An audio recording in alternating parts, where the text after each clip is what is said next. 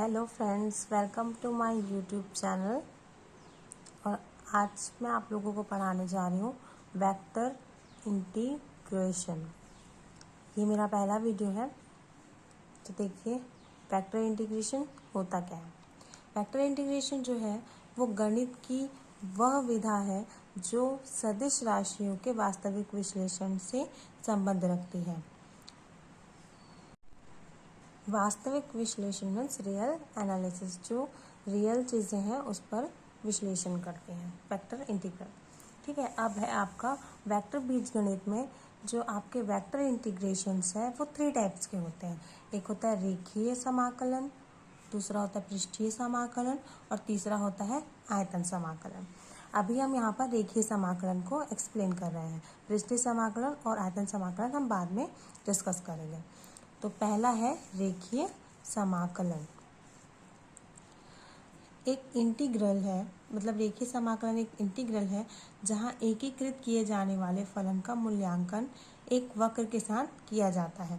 मतलब देखिए यहाँ पे एक वक्र बना हुआ है ना।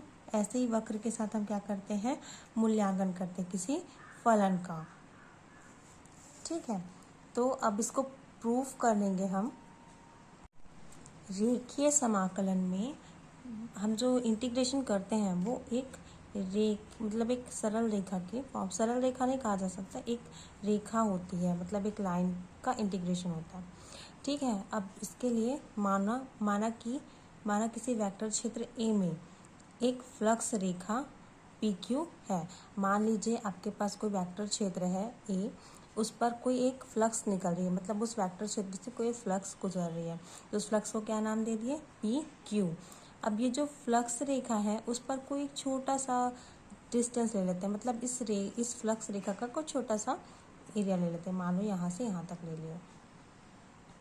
ठीक है, तो ये जो एरिया है इसके किसी एक पॉइंट बी पर से मान लो वो वेक्टर जो है वो गुजर रही है। क्या हो रही है, वेक्टर गुजर रही है। और ये जो लंबाई है, छोटी सी लंबाई, इसको हम नाम दे देते हैं dl। और जो वेक्टर a है उस वेक्टर a के साथ जो ये फ्लक्स निकल रही है उससे पर उन दोनों के बीच में मान लो कोण बन रहा है, वो कोण क्या है, थीटा। अब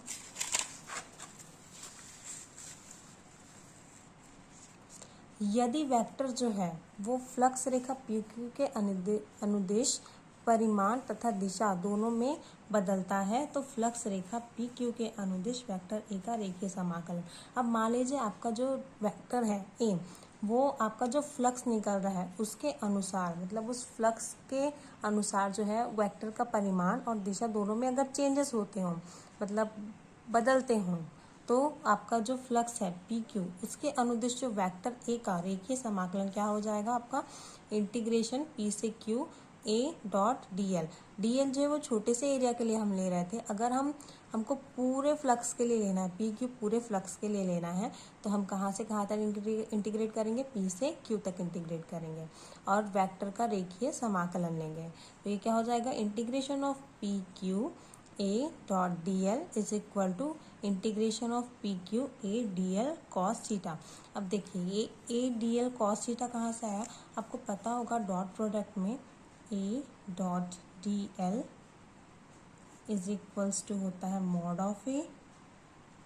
ऑफ डी एल और कॉस थीटा।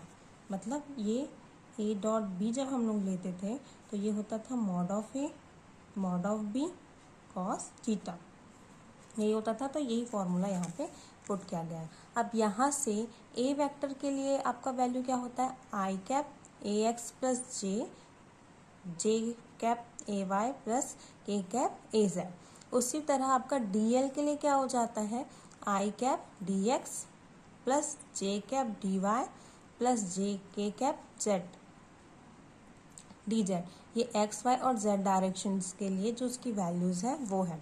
अब यहाँ पर जो है ए डॉट डी एल उसकी वैल्यू निकालते हैं, तो A dot D L is equals to क्या हो जाएगा, आपका जो ए की वैल्यू है वो, फिर आपका जो डी एल की वैल्यू है वो दोनों आपस में डॉट के फॉर्म पे मल्टीप्लाइड हो जाएंगे। डॉट मतलब ये एक क्या है, अदिश राशि के रूप में आपका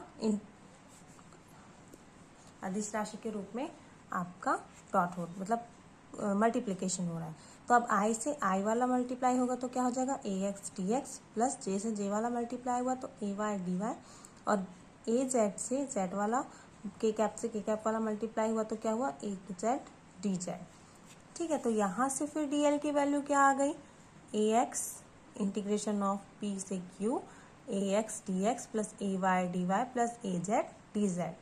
ठीक है, तो ये आपका रेखीय समाकलन के लिए फॉर्मूला है। मतलब अगर जब हम आगे फिजिक्स पढ़ेंगे तो उसमें बहुत सारी जगहों पे इनका यूज़ होता है। जैसे आपको फोर्स के लिए निकालना है, आपको फोर्स के लिए मतलब एक जगह से दूसरी जगह पर जब कोई बल आरोपित होता है तो उसके लिए जब हम इंटीग्रेशन करेंगे लीनियर फॉर्म पे, वहाँ पे आपका यूज़ होगा। जैसे कोई इलेक्ट्रिसिटी है, मान लो किसी वायर पे आप करंट दे रहे हैं, तो उस पूरे वायर पे मान लो इसको मैं ए और बी बूंद दे रही हूँ, तो यहाँ से यहाँ तक जब हम करंट की वैल्यू निकालेंगे तो ये आपका वो आपके फॉर्म पे आएगा लीनियर फॉर्म पे। तब हमको इस फॉर्मूले की ज़रूरत पड़ेगी, रेखीय समाकलन वाले फॉर्मूले की ज़रूरत पड़ती है। ठीक है, अब मान लो आपका जो संरक्षित क्षेत्र के लिए हो, मतलब अगर आपका पृष्ठ बंद हो, अभी जैसे रेखीय समाकलन में जो वैल्यू आई वो ऐसे कर्व के फॉर्म पे आई, आप चाहे तो ऐसा भी ले सकते, कर्व के फॉर्म पे आई या रेखीय फॉर्म पे आई। लेकिन अगर वो बंद पृष्ठ हो तब इसकी वैल्यू 0 होगी। क्यों 0 होगी, क्योंकि संरक्षित क्षेत्र के लिए जो आपका बंद वक्र है, मतलब जो आपका वैल्यू है वो एक पॉइंट पे डिपेंड करता है। मतलब यहाँ पर जो इंटीग्रेशन होगा वो आपका p से क्यों लिया जा रहा है, वो आपके पॉइंट की स्थिति पर निर्भर करता है। आपका प्रारंभिक पॉइंट और अंतिम जो आपकी स्थिति होगी, अंतिम बिंदु जो होगी, उस पर डिपेंड करता है। लेकिन जब बंद पृष्ठ की बात करें तो आपका प्रारंभिक बिंदु भी वहीं पे होगा और आपका अंतिम बिंदु भी वहीं पर होगा, तो आपका जो वैल्यू है वो 0 हो जाएगा, पृष्ठीय समाकलन के लिए 0 हो जाएगा। मतलब आप उसी पॉइंट से स्टार्ट कर रहे हैं और वहीं पर आकर के ख़त्म कर दे रहे हैं। ठीक है, तो ये था आपका रेखीय समाकलन। आपका पृष्ठीय समाकलन और आयतन समाकलन नेक्स्ट वीडियो में पढ़ेंगे। Thank you. और अगर आपको ये वीडियो यूज़फुल हो तो प्लीज़ चैनल को लाइक और सब्सक्राइब ज़रूर कर दें और नोटिफिकेशन बेल को ज़रूर दबाएं ताकि अगली वीडियो आपको मिले। Thank you.